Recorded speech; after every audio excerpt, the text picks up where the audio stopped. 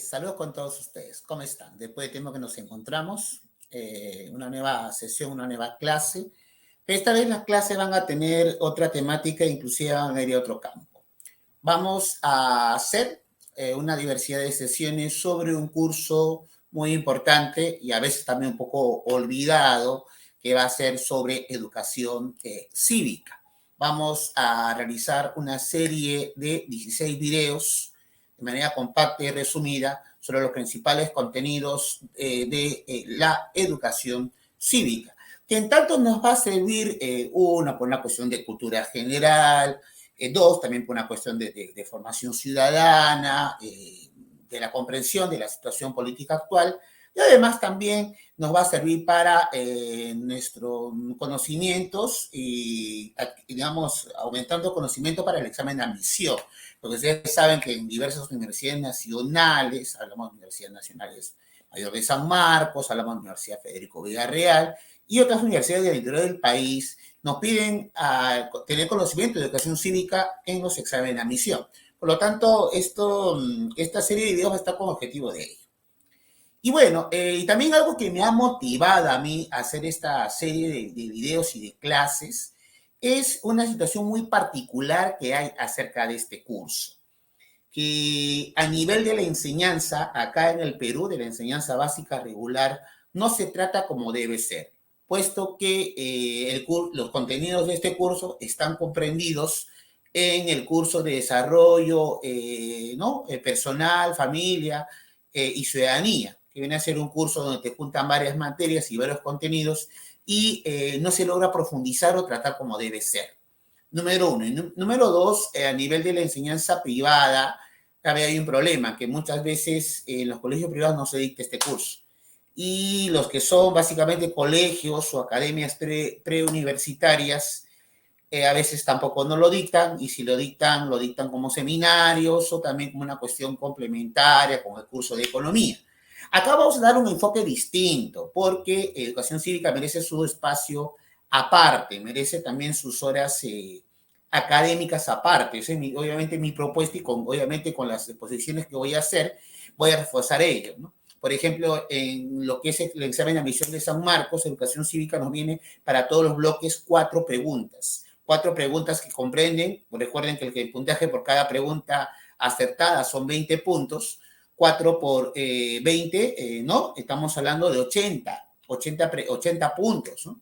Hay cursos de matemáticas, pues obviamente para mí todos los cursos muy importantes, que tienen 3 o 2 preguntas y le dan su carga horaria correspondiente, que me parece que es muy correcto por la propia complejidad del mismo curso. Algo que de mi punto de vista debería hacerse ello con educación cívica, y más aún que la educación cívica, en buena parte de este curso hay contenidos de una ciencia muy fundamental, muy básica y también muy elevada, que vendría a ser el derecho. Por ello, de ahí la importancia de este curso, y con eso justamente buscamos ello, ¿no? Con estos videitos que vamos a hacer nosotros ahora. Bueno, también no olvidarse, ¿no? Suscribirse a este canal, también ponerme like, me gusta, compartir, para que así obviamente el conocimiento se vaya difundiendo.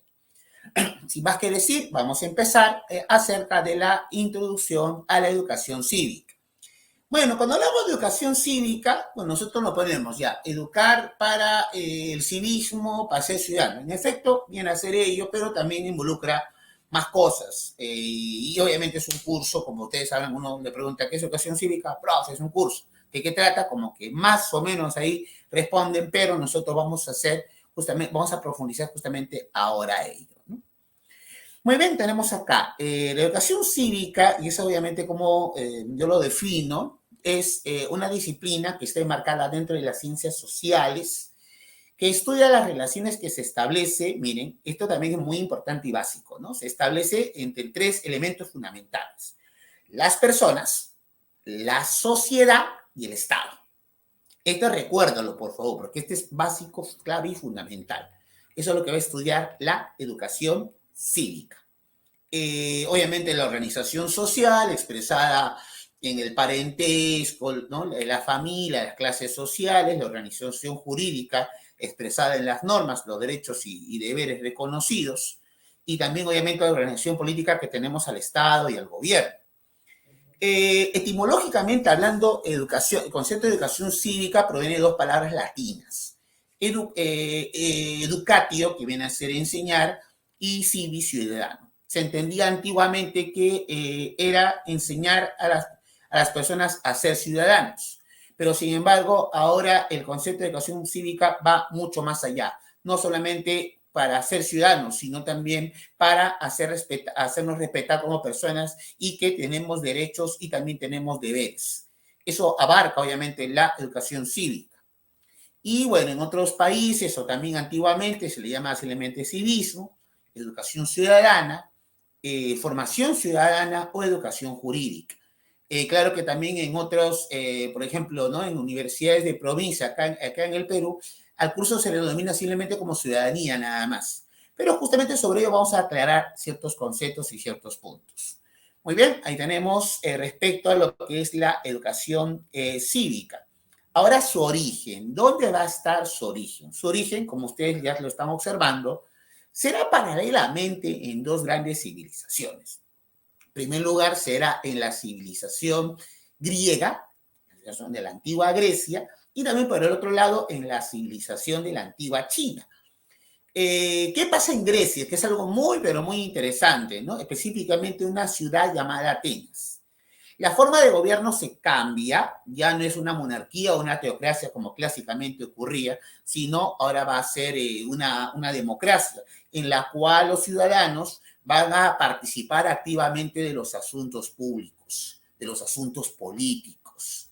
Y desde ahí, obviamente, el ciudadano ya no empezaba a formarse, ¿no? Digamos, para saber qué podía hacer, qué derechos reivindicar y qué labores cumplir dentro de la ciudad, dentro de la polis. Inclusive en las ciudades griegas, los propios ciudadanos se reunían en la plaza llamada el Ágora a debatir los asuntos públicos. Vemos acá cómo aparece, ¿no? La educación cívica en el mundo occidental. Paralelamente en China, el filósofo Confucio da pautas para que los funcionarios, ¿no? Para que sepan, digamos, administrar el Estado, el antiguo Estado imperial chino. Y eso obviamente va dirigido para formar nuevos, buenos funcionarios, ¿no? Eso vendría a ser respecto a cómo se da el surgimiento paralelo en la antigua China. Y bueno, a nivel también de la que vendría a ser la asociación griega, esta tradición, ¿no? De la formación cívica ciudadana, va a continuar en la antigua Roma. Y en Roma justamente vamos a tener la aparición de diversas instituciones, por eso no es casualidad que Roma va a ser una de las civilizaciones que más desarrolla el derecho. Eso también para tenerlo bien claro, hasta el punto que el legado del derecho romano continúa hasta nuestros días. Luego de ahí va a haber una decadencia de la educación cívica, inclusive en muchos aspectos también va a desaparecer, o en todo caso se limita a la formación de funcionarios públicos o también a la formación de gobernantes. Por ejemplo, en el siglo XVI tenemos esta obra, ¿no? De ciencia política fundamental, que es El Príncipe de Maquiavelo, que en realidad es una forma de educación cívica, pero para los gobernantes, ¿no? Obviamente es una especie de capacitación cuando obviamente entren a gobernar, ¿no? Y eso es algo muy, pero muy interesante. Sin embargo, en el siglo XVIII, como que va a cambiar la cosa, porque a partir del siglo XVIII vamos a tener, a partir de las revoluciones burguesas que se van a dar tanto en Estados Unidos, en Francia, hay una transformación de las sociedades, hay obviamente la instalación de la democracia burguesa, pero además también vamos a observar algo, pero muy interesante, en el sentido de que ahora, como se han adquirido o se han retomado los derechos ciudadanos, y no solamente eso, sino se van ampliando, se necesita fomentar a las personas que conozcan sus derechos y sus deberes. Por lo tanto, esto se va a reforzar, esto se amplía, y ya no solamente queda una élite gobernante, sino también esto se amplía a lo que vendría a ser a la enseñanza pública. Y esto obviamente se va a generalizar con las transformaciones del mundo contemporáneo. Ahí tenemos el origen de la educación cívica. Y también vamos acá a mencionar sus objetivos. El primer objetivo que tiene la educación cívica es capacitar a las personas para su participación como ciudadanos en los asuntos públicos. Claro que en el caso peruano nos enseñan este curso, contenidos de este curso, ¿para qué?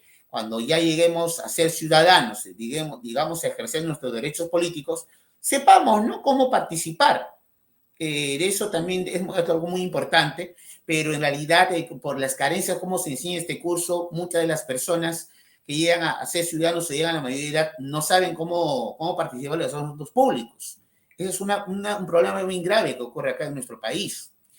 Luego también tenemos otro objetivo que será el conocer los derechos y los deberes de las personas que están reconocidos en el ordenamiento jurídico.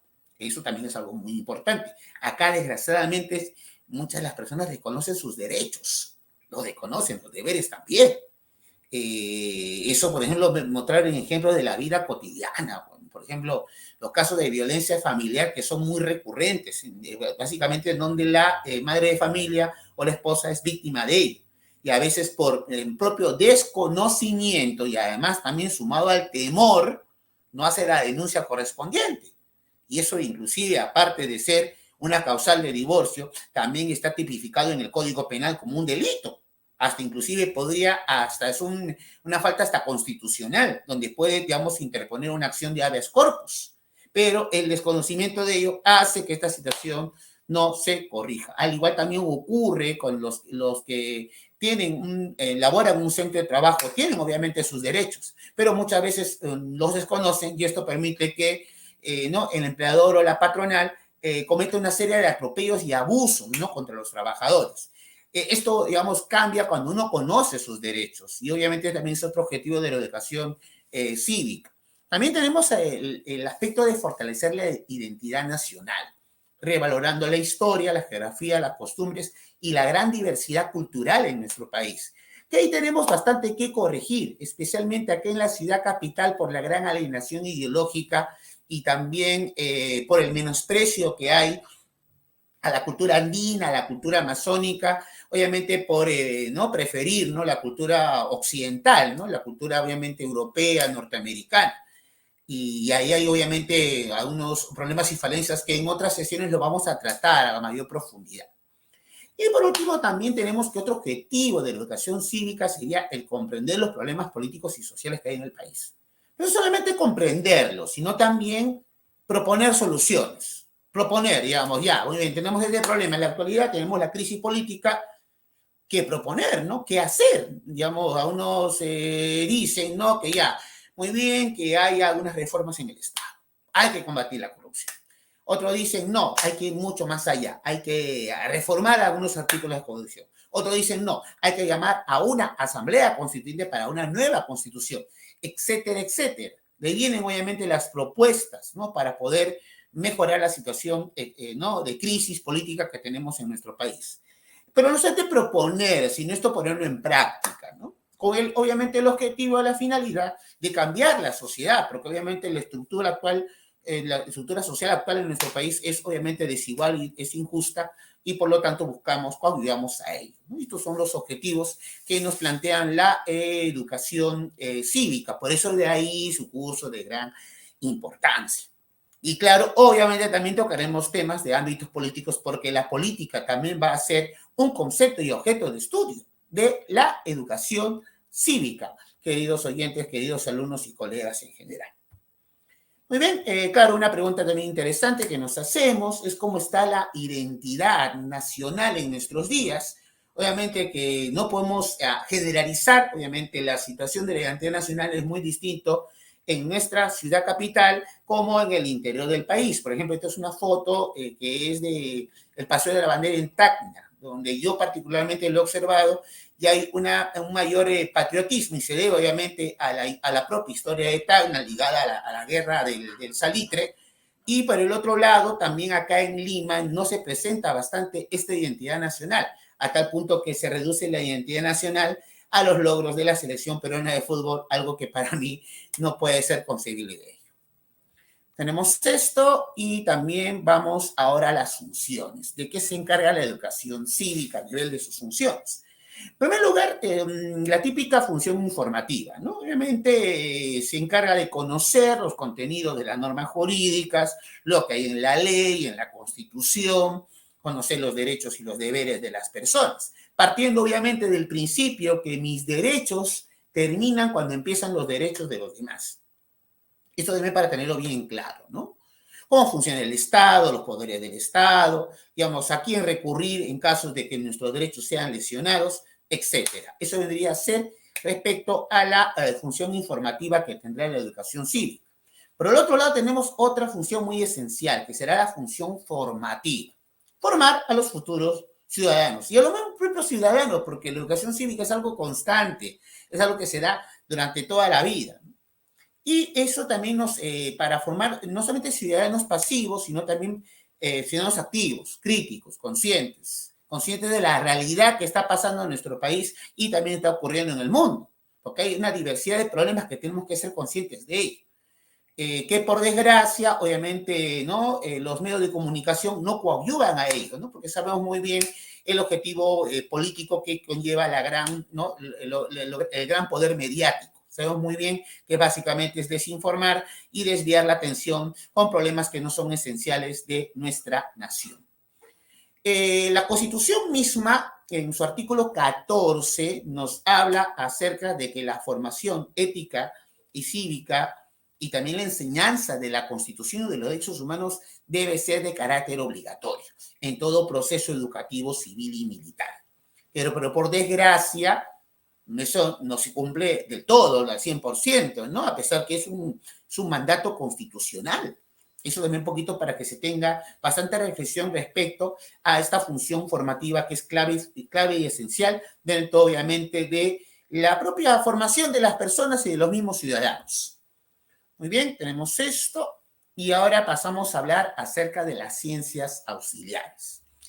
Y la ciencia auxiliar, que va a tener una gran importancia y relevancia, será el derecho, la ciencia jurídica, la ciencia que estudia e interpreta las normas que están contempladas en los sistemas jurídicos nacionales. Claro, obviamente que acá vamos a centrar en el sistema jurídico nacional peruano, que tiene obviamente parecidos bastante con otros sistemas jurídicos europeos y latinoamericanos.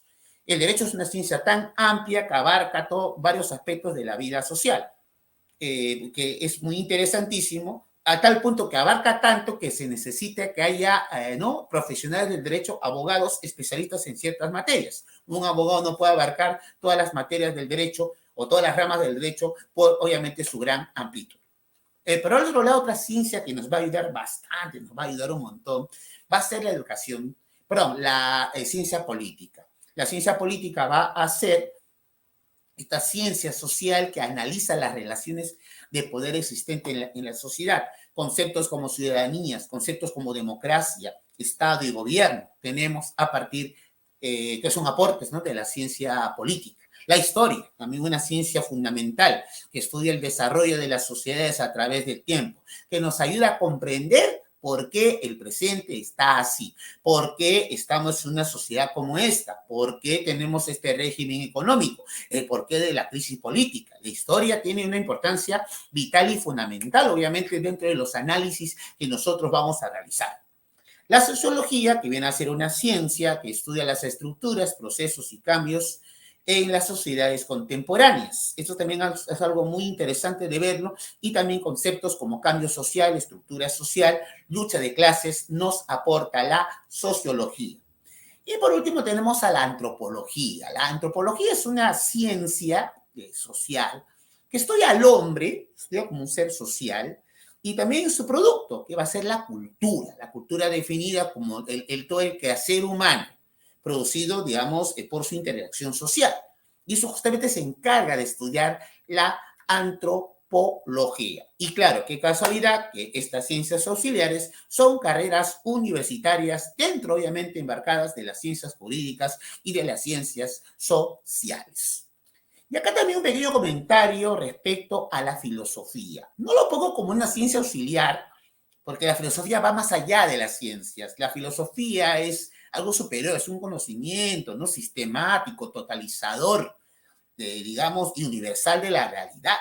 Y hay, obviamente, conceptos de la filosofía que también vamos a tocar nosotros respecto en educación cívica. Por ejemplo, tenemos los problemas éticos, los problemas de la moral, de lo correcto y lo incorrecto, que es la libertad, que es la igualdad de los principios democráticos que ahora nosotros nos debemos de regir. Y al igual también como en la filosofía política, Y esto también ayuda bastante a conocer la evolución del pensamiento político a través del tiempo, los pensadores, los filósofos, los juristas, que sus conceptos nos van a ayudar a entender mucho mejor lo que vendría a ser la educación cívica. Mencionado todo esto, queridos oyentes, queridos alumnos, vamos a pasar ahora a conversar sobre algunos conceptos fundamentales de la educación cívica. Pero también invitarles a que se suscriban al canal, también obviamente, ¿no? ¿No? Compartir este contenido que les va a servir bastante. Un concepto clave, muy importante, va a ser la persona. ¿Qué es la persona? La persona es un sujeto de derecho. Sujeto de derecho que tiene, obviamente, derechos, atribuciones, facultades y también tiene deberes y obligaciones. Y obviamente que este va a ser protegido por las normas jurídicas, va a ser protegido por el ordenamiento jurídico. Estos sujetos de derecho pueden ser individuales, es decir, está el concebido, que es obviamente, ¿no?, el ser por nacer, que está en el vientre de la madre, y también la persona natural, que somos nosotros, no es el individuo, ¿no?, natural. Eso va a ser la persona, digamos, los sujetos de derechos de carácter individual. Y también tenemos sujetos de derecho de carácter colectivo, que vendría a ser la persona jurídica y también las organizaciones de personas no inscritas. Claro que persona jurídica viene a ser la agrupación de personas que se unen, se organizan, obviamente, para conseguir un objetivo lícito. Y ahí tenemos el concepto de persona. ¿Y por qué acá se resalta el concepto de persona? Porque ya les dije, dentro de la definición de educación cívica, nuestra materia estudia, recuerda por favor, la relación personas, sociedad, Estado. Esa triada lo va a estudiar la educación cívica, por eso es del concepto clave que estamos haciendo sobre, obviamente, la persona. Y además también el artículo número 1 de la Constitución prescribe lo siguiente: la persona, la defensa de la persona humana y el respeto de su vida son el fin supremo de la sociedad y el Estado. Ahí vemos, esto es muy importante y así arranca e inicia la Constitución Política del Perú, queridos oyentes y queridos alumnos. Muy bien, excelente, esa es la definición de persona y también tenemos otra definición clave importante que vendría a ser la sociedad. ¿Qué es la sociedad? Va a ser el conjunto de personas que se relacionan entre sí bajo, obviamente, reglas de organización económica, política, jurídica, cultural y que comparten una cultura y una civilización. A lo largo del tiempo van a haber muchas sociedades. La sociedad misma aparece cuando obviamente el hombre aparece sobre la faz de la tierra, ¿no? Las sociedades primitivas. Y así fueron evolucionando, aparecieron las primeras civilizaciones, después estas evolucionan a sociedades esclavistas, luego también en Europa occidental, en la Edad Media aparecen las sociedades feudales y finalmente hoy en día tenemos las sociedades capitalistas. ¿Qué es el capitalismo? Viene a ser un sistema económico que hoy se va a basar tanto en la propiedad privada, en la compra-venta de mercancías y también en el trabajo asalariado y en la plusvalía. Y obviamente esto principalmente beneficia a la clase que promueve ello, ¿no?, que va a ser la burguesía. El capitalismo, obviamente hay un fuerte debate, ¿no? Unos lo defienden, otros lo atacan, pero no cabe duda que nuestra vida social está condicionada, obviamente, bajo el sistema económico capitalista. Esto que se tenga bien claro, al margen, obviamente, de su defensa o de su cuestionamiento. No vamos a entender la sociedad actual si no entendemos, obviamente, la dinámica del capitalismo.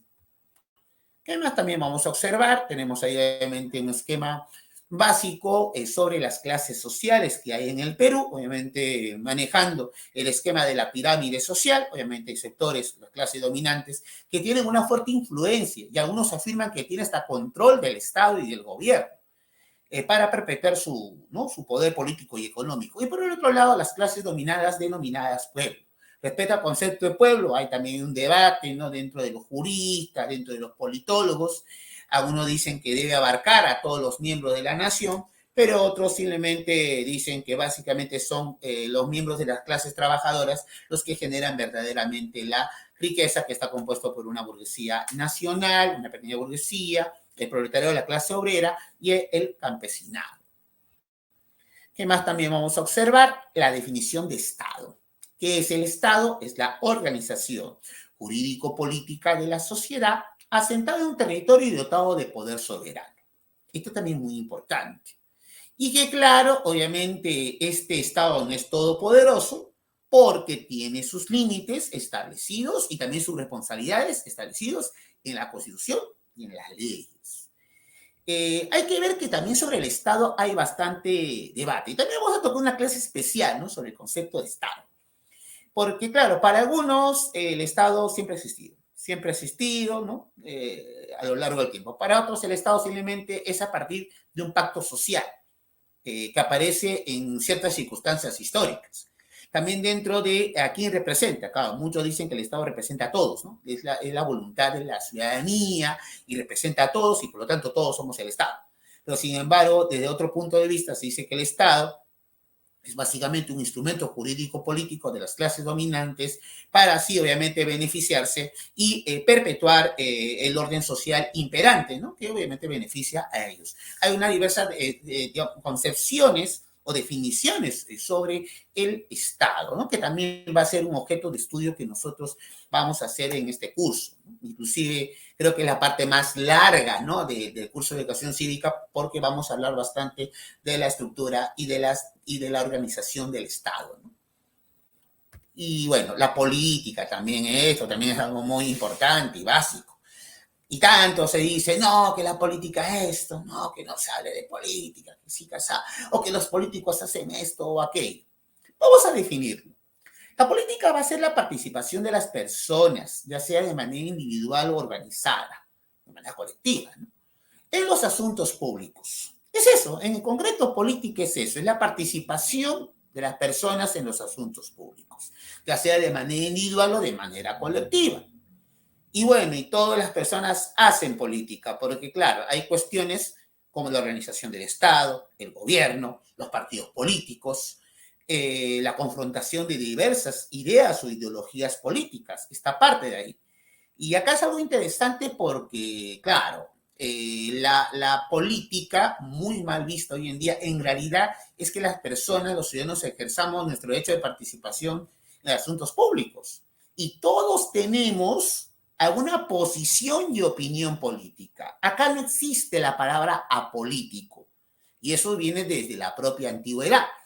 Aristóteles justamente se encarga de fundamentar los conceptos de política en una obra llamada así, ¿no?, La Política, que es una obra muy interesante, y justamente refiriéndome a Aristóteles, los mismos griegos, o Aristóteles, mejor dicho, definía al hombre como un animal político, como el zoopoliticón. ¿Sí? La propia naturaleza humana de los propios hombres llama a hacer política.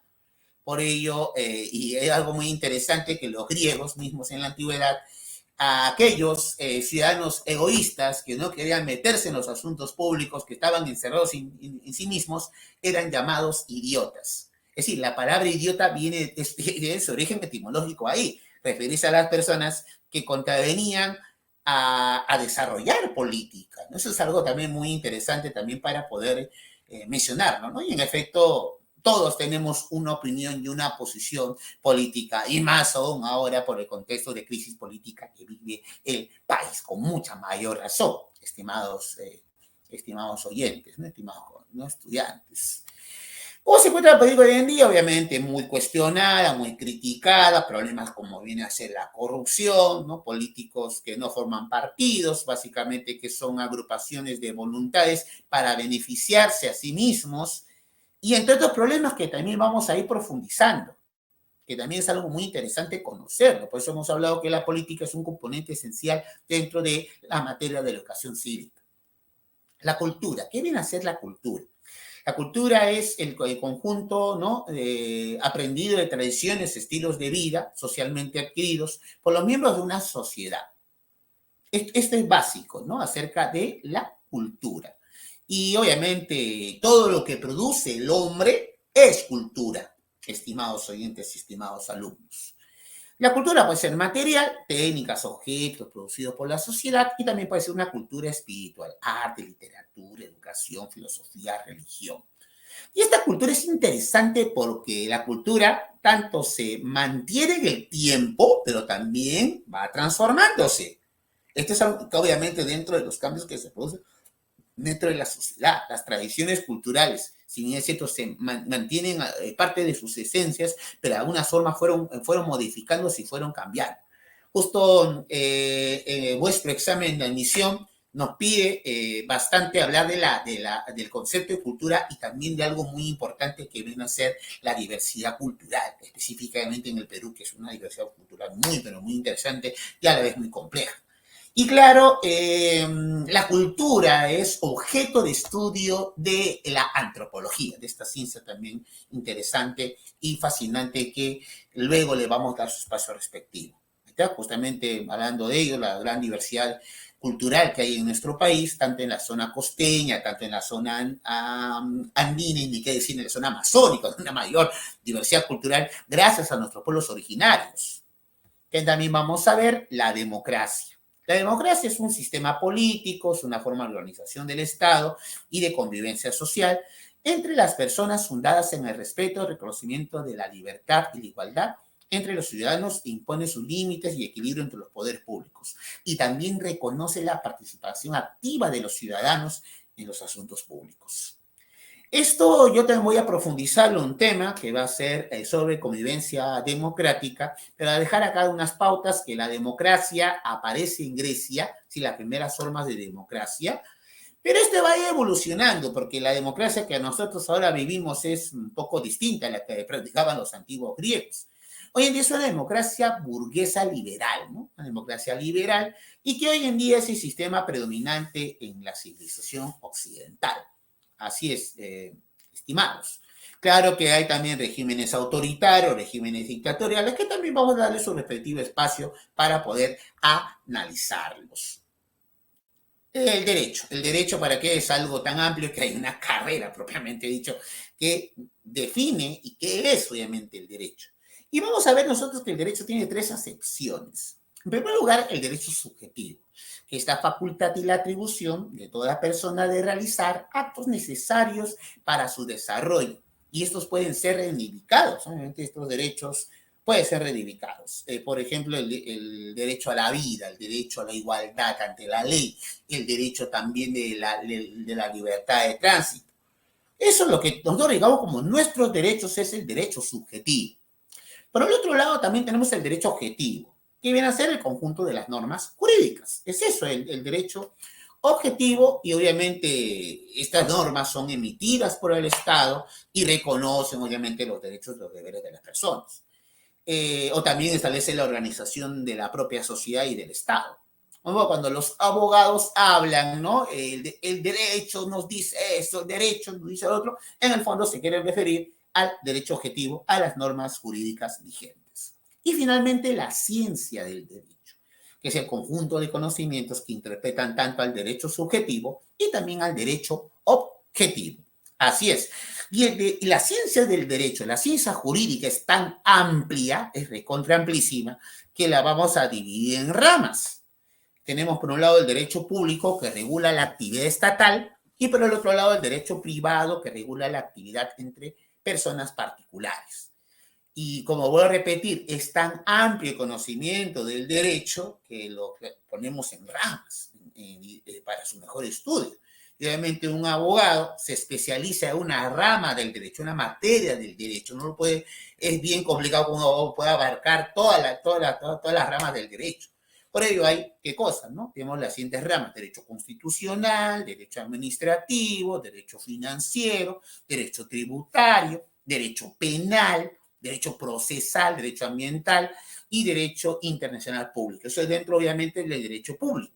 Y dentro del derecho privado está el derecho civil, el derecho comercial, el derecho laboral, el derecho minero, el derecho agrario, el derecho canónico y el derecho internacional público. Claro que hay más ramas, pero estas son las más importantes y esenciales. Por eso el derecho es una ciencia muy fascinante que muchos lo equiparan a casi una filosofía para obviamente solucionar problemas prácticos de la misma realidad, porque abarca bastantes aspectos de la vida social del hombre. Y bueno, y creo que acá vamos a terminar con este concepto que viene a ser la ciudadanía. ¿Qué viene a ser la ciudadanía? Es una condición jurídico-política que donde se te reconoce a las personas ya cierta autonomía, porque recuerda que la vida misma, cuando uno es niño o es adolescente, no es muy consciente, ¿no?, de sus derechos y de sus deberes, pero ya a cierta edad estos derechos y deberes pueden ser ejercidos de manera autónoma. Y esto se logra, obviamente, con la condición de ciudadanía, ¿no? No ser ciudadano. En el caso de nuestro país, cuando cumple 18 años, ¿no? Cuando obviamente cambias tu DNI amarillo al DNI azul, el clásico.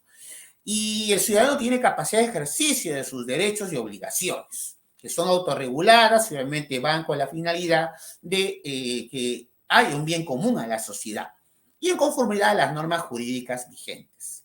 El concepto va muy de la mano con la democracia, es decir, son conceptos que están muy relacionados, surge en la antigüedad grecorromana y hoy en día se va ampliando y ampliando y ampliando más. Por ejemplo, anteriormente se consideraba a los campesinos quechohablantes que no sabían leer y escribir como no ciudadanos, por eso no se les consideraba el derecho al voto. Eso es algo que recientemente, hace aproximadamente 40 años, se modificó con la Constitución de 1979. Y así vemos cómo a través del cambio, ¿no?, social, la transformación de la sociedad, y eso obviamente lo vemos en diversas fases de la historia, se ve, ¿no?, la ampliación de la ciudadanía. Y bueno, obviamente la educación cívica se encarga también de analizar la situación actual del país, centrándonos obviamente en la cuestión social y en la cuestión política, ¿no?, y también en la cuestión jurídica. Estos conocimientos nos van a ayudar bastante a comprender cómo estamos como país y también dar propuestas y también, obviamente, ejercer las propuestas de solución para mejorarnos como Perú. Y bueno, eso sería en realidad la clase del día de hoy. Muchas gracias por haberme escuchado. Por favor, les pido, ¿no?, que se suscriban a este canal, también obviamente compartan los contenidos y así para seguir haciendo este tipo de, ¿no?, de videos y de clases. Muchas gracias por su atención y nos estamos viendo en una siguiente ocasión. Saludos y muchos éxitos. Chao, chao.